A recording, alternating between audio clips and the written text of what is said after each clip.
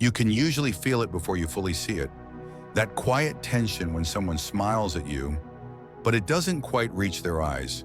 When their words feel like honey, but there's something sharp just beneath the surface.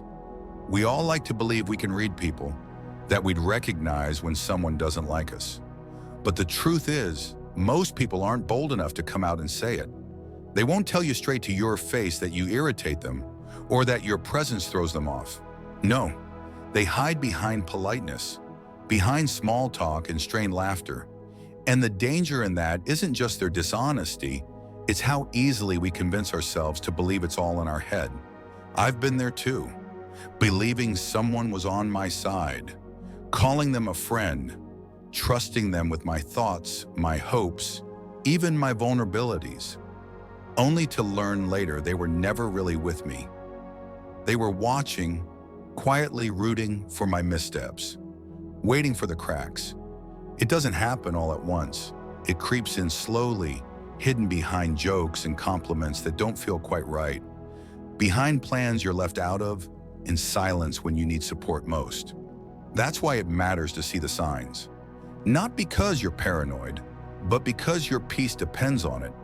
It often starts with something seemingly harmless, jokes, the kind that always seem to target you, your laugh, your way of speaking, your taste in clothes. At first you might laugh along, you might even believe they're just teasing. We've all been taught not to take things too seriously, right? But there's a difference between playful teasing and subtle disrespect. And once you feel that shift, you can't unfeel it. I remember a time when someone I considered close always had something to say about me. Always a comment, a jab, something dressed as humor but laced with judgment. I shrugged it off for a long time, thinking I was being overly sensitive. But one day I paused. I really listened, and I saw it for what it was. Not affection, not camaraderie, but a quiet erosion of my worth.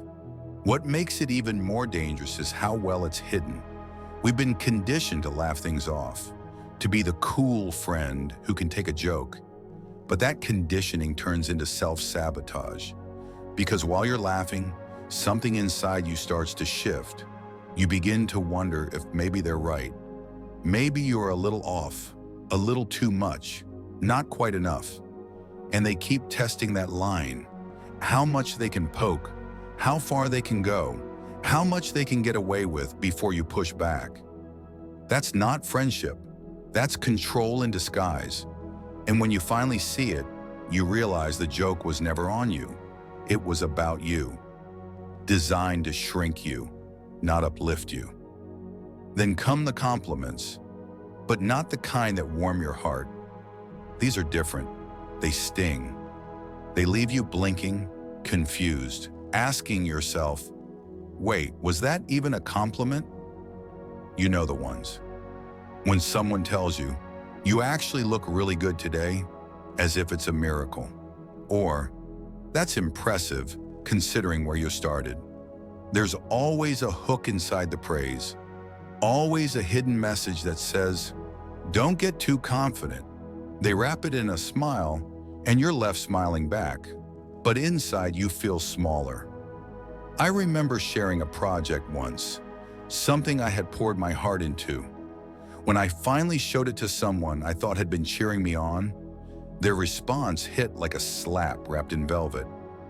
Wow, I didn't expect this to be so good. You've really surprised me. I know they thought they were being generous, but all I could hear was everything they hadn't said, that they doubted me, that they had low expectations, that my success was something they didn't believe I was capable of until I showed them otherwise. That moment stayed with me, not because I let it define me, but because it woke me up. These disguised compliments are often fueled by insecurity. People who can't bear to see you rise higher than them will always try to keep you tethered. Not obviously, not directly, but with words that nudge you back into your place quietly. So you keep second guessing, so you don't realize how far you've come. But here's the truth. Someone else's discomfort with your growth is not your burden to carry. You're allowed to celebrate your wins, to own your light. Anyone who tries to dim it under the guise of a compliment isn't supporting you. They're watching you too closely, waiting for you to stumble. Then there are the plans, the ones you somehow keep missing out on. You scroll through your feed or hear someone casually mention the fun they had last night, and you weren't invited. Again, the first time you tell yourself it was a fluke, an oversight. You give them the benefit of the doubt. But as it happens more and more, the pattern becomes undeniable. They didn't forget, they just didn't want you there. And instead of saying it, they leave you to fill in the blanks. That's the cruelty of it. It's not just exclusion, it's silence. It forces you to wonder what you did wrong, if you misread the closeness, if you were ever really part of the circle at all. I've been there, seeing the photos, hearing the stories, feeling that heavy drop in your stomach as you realize everyone else was included but you. The excuses they give are always the same. We thought you were busy, or it was a last-minute thing. But the truth is simple. If people value you, they make sure you're there. If they care, they don't accidentally forget you. Social exclusion is never really an accident. It's a message sent without words. And you have every right to receive that message and respond to it. Not by begging for a seat at their table, but by building your own, with people who don't make you beg to belong. Then there's the excuse of being busy. And yes, we all have full schedules. We all juggle commitments. But when someone consistently has time for everyone except you, that's not busyness, it's priority. And you're not on the list. You reach out, try to reconnect, suggest plans, and they're always unavailable. But you see them posting photos with others, hear them talking about nights out and catch-ups that never included you. It hurts. It stings in that specific way that tells you it isn't just about a calendar. It's about how they see you, or don't. I held on to one of those friendships for far too long, making excuses for them when they never made time for me, telling myself they were just overwhelmed, just going through something, just too busy. Until I realized that I was the only one reaching, that the energy wasn't mutual, and that pretending it was didn't change the reality. People make time for what matters, and if you're constantly met with excuses, you're being told, however gently, that you don't. And then there's the distance you can't quite explain. They avoid physical closeness. No hand on the shoulder, no hug hello, no leaning in during conversation. At first you might think it's nothing. Maybe they're just not affectionate. But then you notice it's just with you. With others, they're relaxed, open, physically expressive. With you, it's like there's an invisible wall. And while it might seem like a small thing, it's not. Because physical closeness isn't just about touch. It's about comfort, about safety. And when someone withdraws from that, it's a silent declaration. I don't want to be close to you. It took me years to understand how loud silence can be, how much someone's absence, their lack of effort, their passive withdrawal can scream louder than any words. I used to take it personally, wondering what I did wrong. But sometimes it's not about what you did. It's about who they are or where they are. And sometimes it's about the fact that they were never really there to begin with. It's often in the smallest gestures that the truth leaks out in ways they think you won't notice. You start catching the way their face tenses when you walk into the room, like your presence disrupts something, or how they offer you a smile, but it doesn't quite reach the eyes. There's this flicker, brief, almost imperceptible, but if you've ever had to read people for your own survival, you don't miss it. You've trained yourself to sense what isn't said, to detect when a space has shifted. When you become more aware, you learn how energy doesn't lie even when words try to cover it up. The truth is, some people don't like you, but they don't know how to leave. Maybe they keep you close because it's convenient. Maybe they like the version of you that stays small, predictable, manageable. Maybe they like what you give them, the support, the validation, the presence. But when you start growing, when you begin to find your voice, your confidence, your strength, something in them tenses. They won't say it aloud. They'll smile and say, "Good for you." But their energy tells a different story, and that's what makes it confusing. Because you're hearing one thing, but feeling another. It creates a dissonance in your chest, a feeling that tells you something's off, even if everything seems fine. I used to ignore that feeling. I told myself I was imagining things. I gave people the benefit of the doubt again and again, trying to believe their words over my own intuition. But eventually, I learned. That discomfort in your body isn't paranoia. It's your nervous system picking up on misalignment. It's wisdom. And when you override it, you're betraying yourself to preserve the illusion of connection. That's too high a price to pay. And when you start setting boundaries, when you begin protecting your peace, you'll see how quickly someone's true colors rise to the surface. They were fine with your presence when it came with no conditions, when you gave and gave without asking for much. But the moment you say, "I need space," or "I don't feel safe in this dynamic," or even just, "I need to focus on myself," you'll see it. The mask slips, the warmth turns cold, the silence turns sharp, because your boundaries reveal what their intentions never said. And that, more than any argument, will tell you who was really for you. There's also that one person who always seems to compete with you, but in a way that's subtle enough to confuse you. You get a promotion, and they suddenly start listing all the ways their job is more demanding. You share a personal win, and they immediately one-up you with a story of their own. You could be talking about a deep breakthrough you've had, and somehow it circles back to them. Every single time. It's not overt, it's not aggressive, it's just tiring, like you're in a race you never signed up for. And over time, you start sharing less, not because you don't have good news, but because you're tired of having to defend your joy. That kind of relationship leaves you drained. It's not that you're in a fight, it's that you're constantly managing someone else's discomfort around your light. And that's exhausting, because joy shouldn't feel like a threat. Success shouldn't feel like a landmine. If someone's love for you only exists when you're struggling, that's not love. That's control dressed up in concern.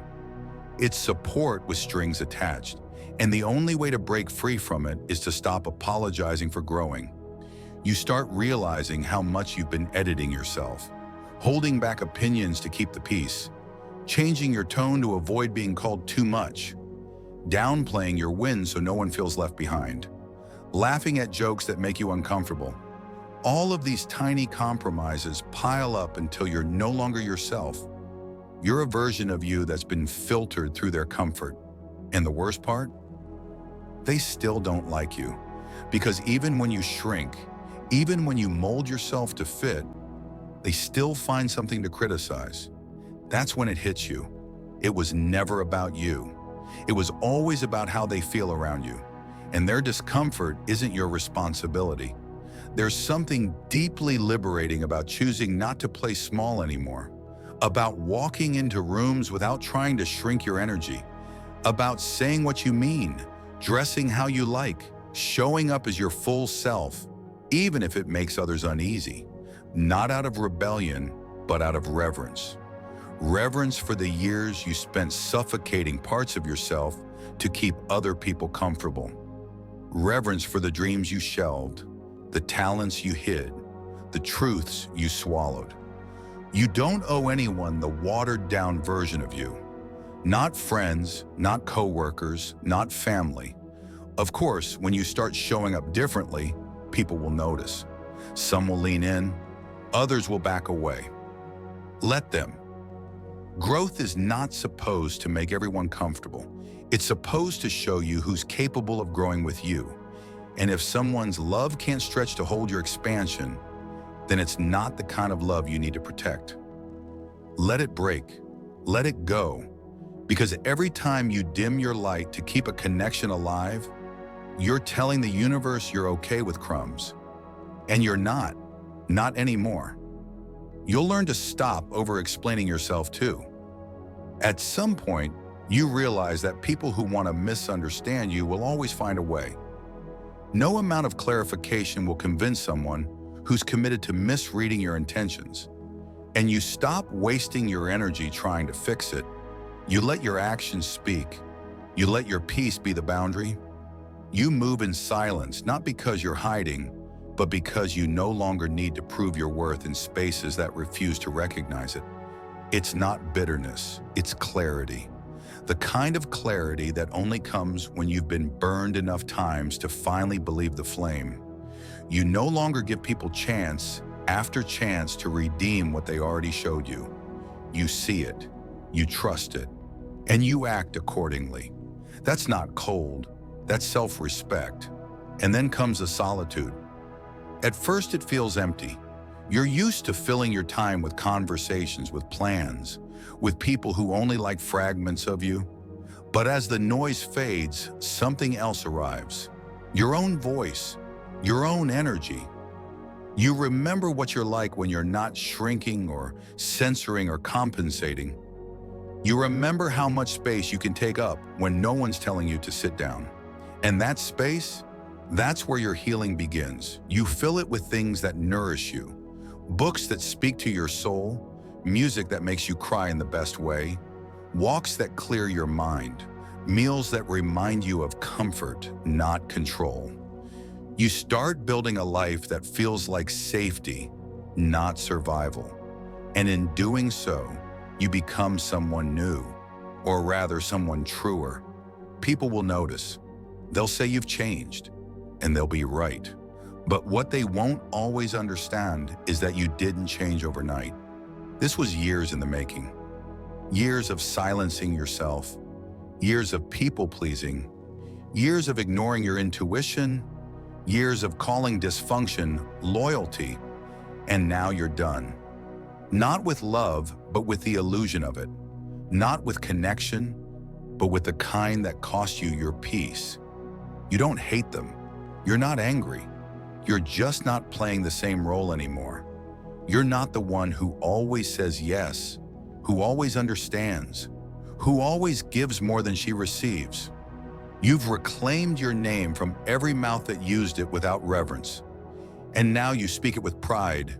You carry yourself like someone who knows her worth, because you do. And as you move forward, the world starts to feel different, not because it changed, but because you did. You don't attract the same dynamics. You don't tolerate the same disrespect. You don't crave what used to comfort you. You've redefined home, and now it lives inside you. Not in a person, not in a place, but in the way you honor yourself. That's what real growth looks like. Not the loud moments, not the big milestones, but the quiet decision to choose yourself again and again, even when it's hard. Especially then, it's the deep breath before walking away from a familiar hurt. It's the stillness that follows a goodbye you didn't want to say, but needed to. It's the peace that eventually settles in your chest when you realize you don't need to be liked by everyone. You just need to be loved by you. And that love, that's where everything starts to change. There comes a moment, quietly at first, when you start to see the line between real love and the kind that only wears the costume of it. And when you see it, truly see it, there's no going back. It doesn't come with a bang, doesn't always arrive in tears or shouting matches. Sometimes it's just a quiet realization during dinner, the way they talk over you, the way they never ask how your day was, or the way your name only sounds sweet when they want something. It creeps in like dusk. You don't notice when the light fades. You just suddenly realize you're sitting in the dark. And once you recognize it, you can't unsee it. That subtle ache in your chest when they compliment you, and it somehow feels like a warning. That slow, creeping anxiety when you're waiting for their mood to shift, like the whole room is holding its breath. You begin to realize that love isn't supposed to feel like that. It's not supposed to make you smaller. Not supposed to feel like walking on glass with bare feet. You should not have to earn peace. You should not be punished for having needs. I used to confuse tension with chemistry. I thought butterflies were a sign of connection, but often they were just anxiety wearing perfume. That flutter in my stomach, it wasn't excitement, it was fear. Fear of being too much, too emotional, too honest.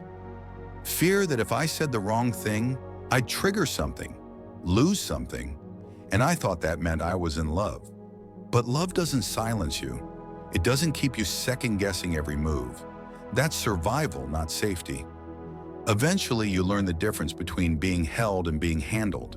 When someone holds you, they see your pain and lean in closer. When they handle you, they try to fix or manage you, keep you digestible, not whole. And too many of us were taught to believe that being manageable was the price we had to pay to be kept. We contorted ourselves, bit our tongues, softened our edges, because we were told love was something fragile, something we had to tiptoe around. But real love, it's not fragile. It doesn't break under the weight of your truth. It wasn't just romantic love either. I saw it in friendships, in conversations that left me feeling more alone than before they started, in people who only came around when they needed something, who listened just long enough to respond, not to understand, who never asked how I was unless it followed a favor. And I stayed. I stayed because we had history, because I believed that walking away made me disloyal, because I thought if I just gave a little more, maybe they'd finally give something back. But love that has to be earned isn't love. It's a transaction. And eventually you realize you're going bankrupt emotionally in a relationship that's draining you dry. So I stopped. Not all at once, but in pieces. First, I stopped replying so quickly. Then I stopped over-explaining. Then I stopped initiating altogether. And what happened next was the clearest sign of all. They didn't notice. Or if they did, they didn't care. The silence I thought would trigger concern was met with indifference. And that silence told me more than their words ever did. Because when someone values you, they notice your absence. They feel your distance. They try. They reach. They ask. But when they don't, you learn that your presence was never being cherished. It was being used. One of the hardest lessons I had to learn was that closure doesn't always come in a conversation. Sometimes it comes in the stillness you choose, the decision to no longer chase an explanation from someone who was never willing to give you honesty in the first place. You stop digging through old messages, stop replaying conversations. You stop crafting texts in your head that will never be sent. And in that stopping, you start to breathe differently. Not because it doesn't hurt, but because you finally understand that your healing is your responsibility and their understanding is not your burden. There's a kind of peace that comes with letting go without resentment. When you stop needing to prove your side, when you stop trying to force someone to see you through a lens they refuse to clean, it's not about being right, it's about being free. And sometimes freedom looks like saying nothing. No final words, no dramatic exits, just a soft closing of the door and the decision to walk towards something quieter, something truer.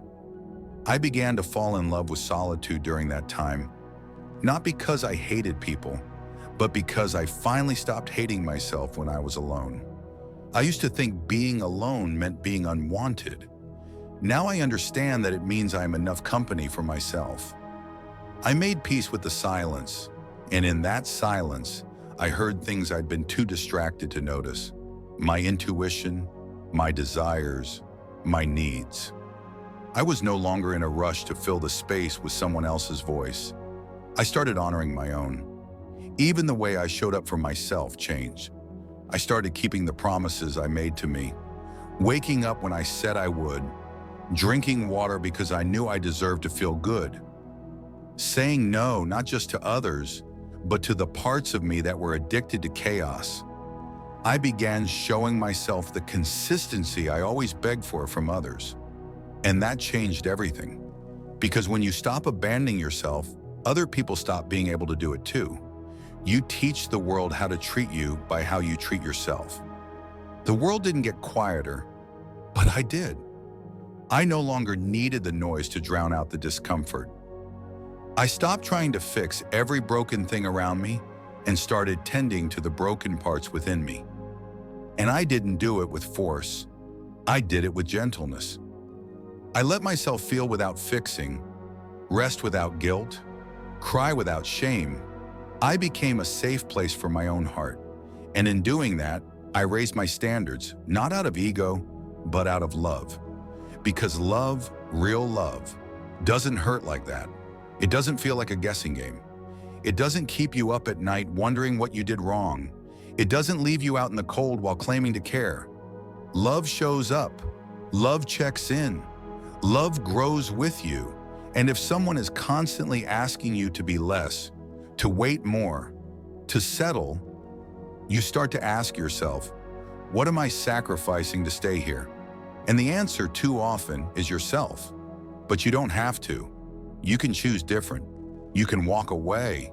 You can rebuild. You can rediscover. And you can do it without bitterness. You can grieve and still forgive. You can remember and still release. You can love someone and still leave. Because love isn't always enough when it's not healthy. And when you finally do walk away, when you finally choose yourself, you begin to see the beauty of the space you've made. It may feel empty at first, but give it time. Let it breathe. Let it echo. That space is where the new version of you will grow. Not a version built out of survival, but one built on truth, on peace, on love that doesn't demand your pain in exchange. That's when you start to feel it. The return, the slow, steady coming home to yourself. And when you get there, really get there, you realize you were never asking for too much. You were just asking the wrong people. Healing doesn't always look like victory. Sometimes it looks like sitting in your room at 2 a.m., wrapped in a blanket, eyes swollen, but finally saying, I deserve better. And meaning it, not just whispering it for comfort, but saying it with a calm that comes from surviving one too many silent betrayals. That's the thing about growing. It's not about pretending you don't hurt. It's about learning to feel the ache without letting it dictate your worth. About choosing to love yourself louder than the voices that told you you weren't enough. The beauty in that kind of healing is how unglamorous it is. It's not something that trends or fits into neat timelines. It shows up in tiny moments, so quiet you could almost miss them. Like when you walk past something that used to break you and you don't flinch. When you reread an old conversation and feel nothing. Not hate, not sadness, just neutrality. That's the kind of peace no one can give you. You have to earn it by walking through the fire, barefoot and trembling, and making it out on the other side with your softness intact. I started realizing that emotional maturity isn't about having no reactions. It's about choosing your response, about not letting every comment pierce you, not letting every cold glance unravel your whole day. It's sitting with discomfort and saying, this feeling is valid, but it doesn't have to control me. And that takes practice, so much practice. I used to react to everything like it was a test of my worth. A delay meant I was forgotten. A canceled plan meant I wasn't wanted. A short reply meant I was annoying. I'd spiral so quickly. But over time, I learned how to pause, how to breathe, how to challenge those stories. Because that's what they were, stories, not facts, not truths written in stone, just interpretations shaped by wounds I hadn't fully healed. Once I understood that, I started questioning everything. Why does this hurt so much? Is it about this person, or is it touching something deeper? Is this about them not showing up, or about all the other times someone didn't? And those questions, painful as they were, opened doors I didn't know existed. Behind them were pieces of myself I'd buried, Moments I had skipped past in the rush to seem okay. But now I was no longer rushing. I was listening, and what I heard was heartbreak. Not just from relationships, but from years of not being chosen. By others, by myself. From all the times I settled, all the times I laughed off what hurt, all the times I stayed quiet to keep the peace. I mourned that silence. I grieved the versions of me that had to shrink just to feel safe. But that grief wasn't destructive, it was cleansing. It made space. It softened the armor I didn't even know I'd built. There was one afternoon I'll never forget. I was walking home, headphones in, music low, and suddenly everything just paused. I looked up and noticed the way sunlight hit the tops of buildings, the way a breeze moved through the trees. I felt my chest rise and fall, steady and calm. And for the first time in what felt like years, I wasn't waiting for the next heartbreak. I wasn't bracing for someone to disappoint me. I was just there, with myself, safe. It didn't mean I wasn't healing. It meant I finally felt what healing really was. A return to presence, a return to trust. You begin to notice patterns too, not just in others, but in yourself.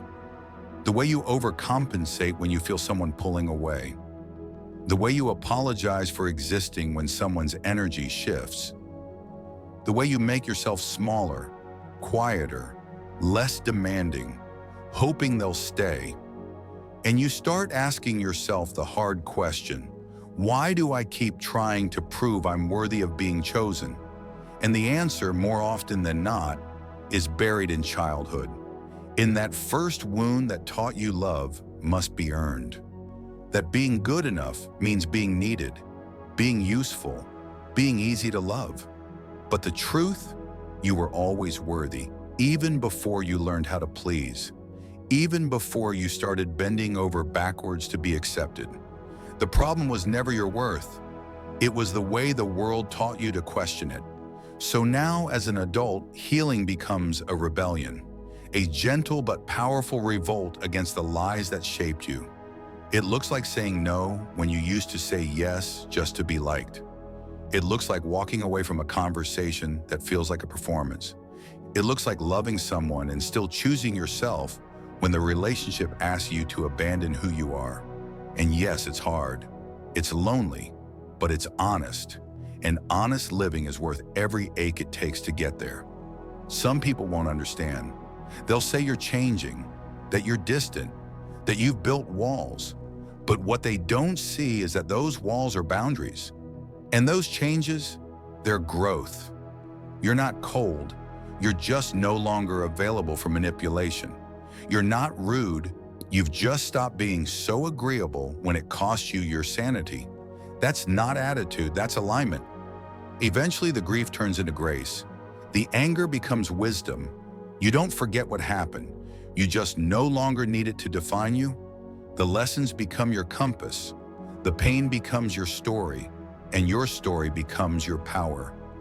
Because when you've walked through what should have broken you and come out softer, not harder, more open, not closed, that's resilience.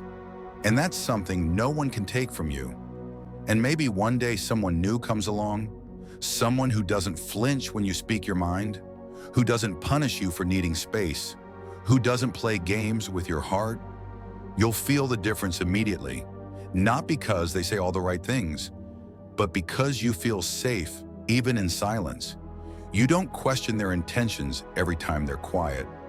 You don't chase them, you just are.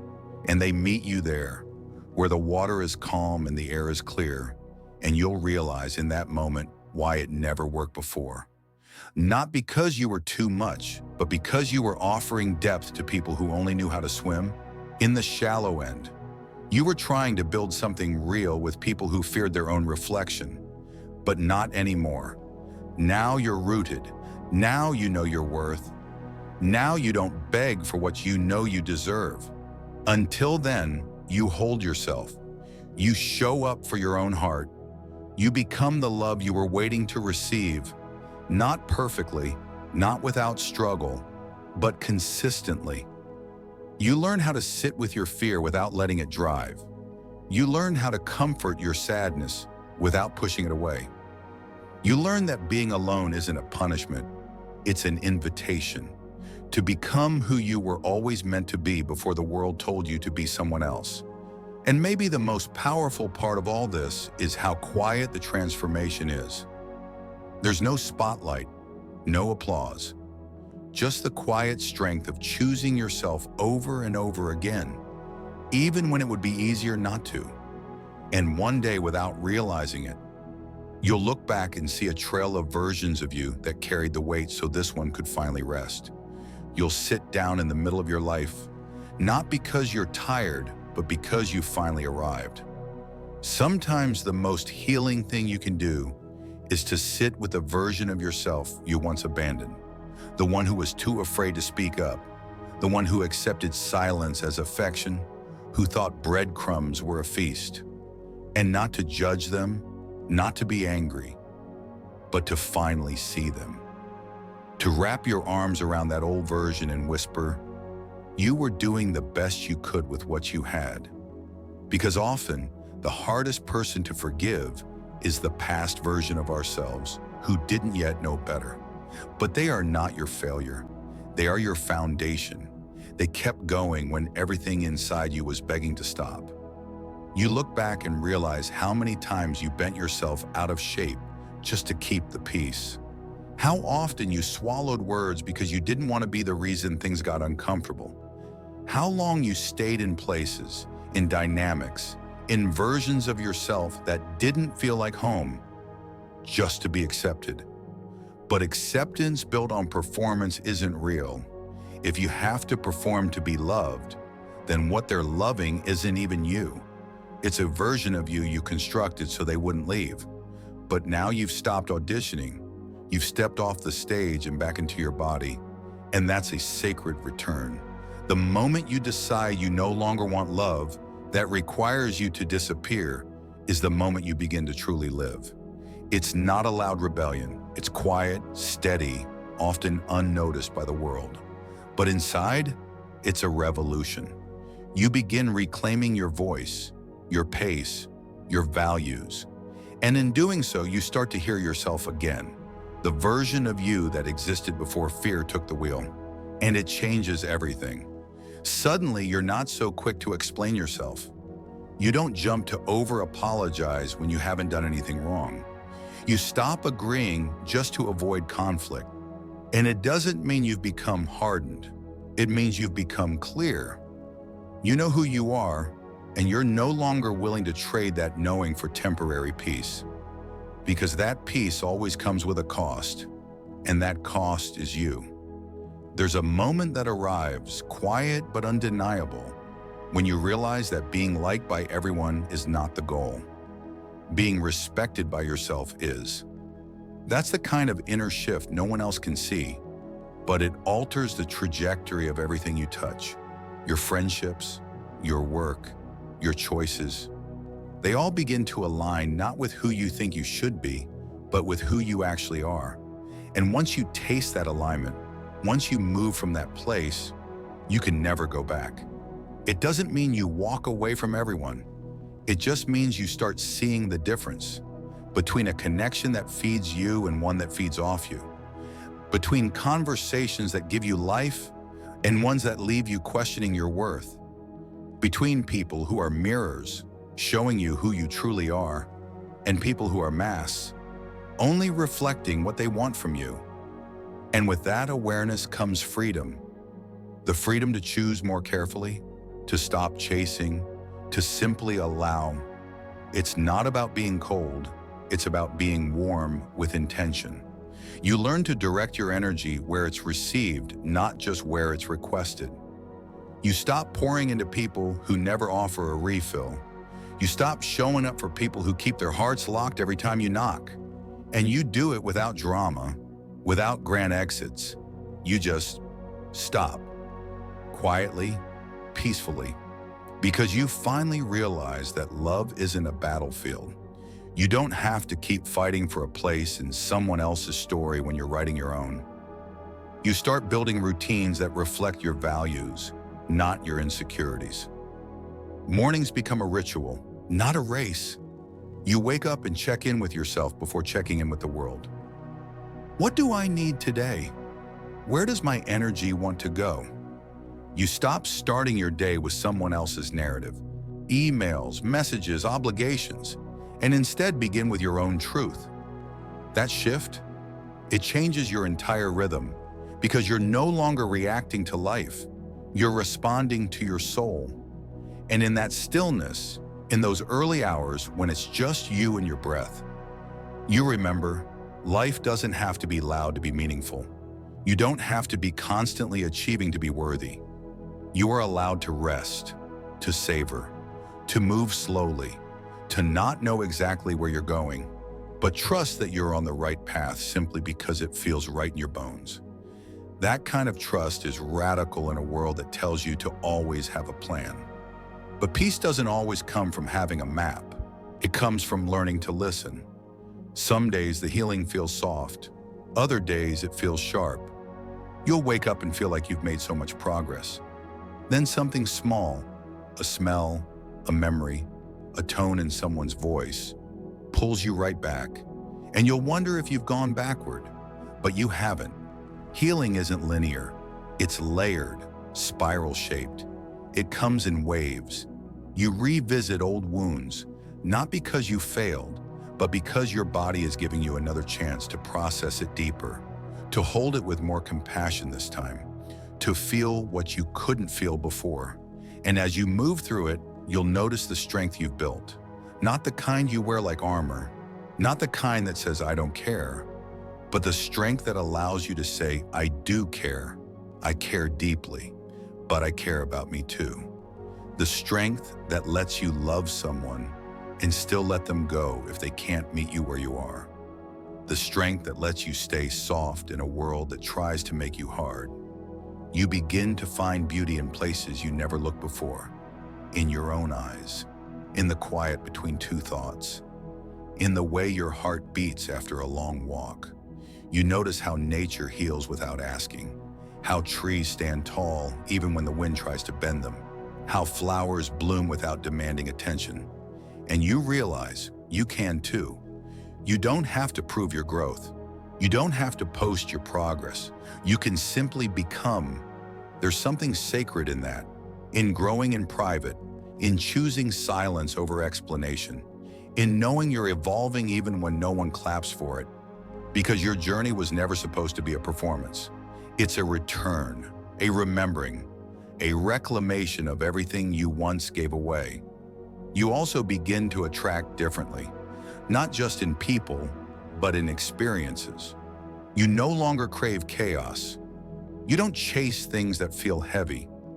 You move toward what feels clear, clean, light.